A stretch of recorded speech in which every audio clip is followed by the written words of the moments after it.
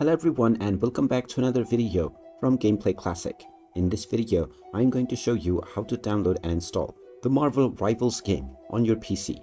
So let's get started right away. First of all, open up the Steam application on your device, and if you haven't logged into your account already, proceed forward with your email address and your password. After logging in, you will be taken into the store page. Now from here, just click on the search box and then type in Marvel Rivals and start your search. Once you find the game, go ahead and click on it and you will be taken into the game's detail page. From here, just scroll down and click on the Add to Library button. When you do this, it will directly be added to your Steam library because this is a free game. After adding it to your library, you can go into it and then click on the Install button to start installing the Marvel Rivals game on your device right away. After choosing your installation directory, the download will begin. And after the installation is done, you will be able to launch the game and start playing right away. And there you have it.